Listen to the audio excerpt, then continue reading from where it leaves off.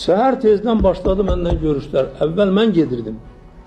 Bütün bu devlət başçıları ilə görüşürdüm. İndi bir mənim yanıma gəlirdilər.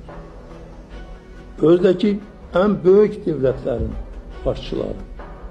Ki, siz niyə belə edirsiniz, nədən ötürü belə edirsiniz? Dedim, bəs əlacımız nədir? Əlacımız nədir? Başqa əlacımız yoxdur. Siz nə üçün Ermənistana təsir edə bilmirsiniz ki, ən böyük devlətin bir başçısı mənə belə dedi. Dedim, bəs siz niyə Ermənistana təsir edə bilmirsiniz ki, Azərbaycanın bu ədalətli təklifi orada əks olunsun? O mənə dedi ki, bilirsiniz, konsensus prinsipi var. Benim çox sağ olun. Mən də bu konsensus prinsipindən istifadə edirəm. Bir söz deyə bilmədim mən. Bir söz deyə bilmədim.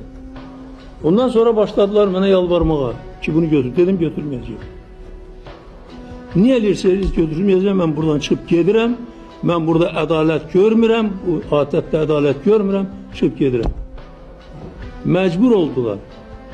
Həmən o maddələr ki, orada yazılmışdı, onu götürüb ayrıca geniş bir sənəd kimi qəbul etsinlər. O da o sədrin bəyanatı kimi qəbul olunur. Amma buna da əsas vermək lazımdır. Bunu da sədr elan edə bilməzdi. 54 devletdən 53'ü buna əsas verdi.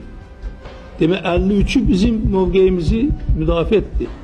Bir Ermənistandan sabah. Doğrudur, burada müxalifət bunu bir məğlubiyyət kimi qiymətləndirdi. Müxalifət indi qarıya ağ deyir, ağa qara deyir. Bu təbiidir. Mən buna heç nətər deyirlər, təəccüblənmirəm. Amma Ermənistanda matəm oldu. Və 3 ildir ki keçib biz o prinsiplərin həyata keçirilməsinə çalışırıq. Həmən o 53 devlət ki bunu dəstəkləyibdir, onların vasitəsilə onlarla görüşərək, onlardan xahiş edərək Ermənistana bunu qəbul etdirə bilir.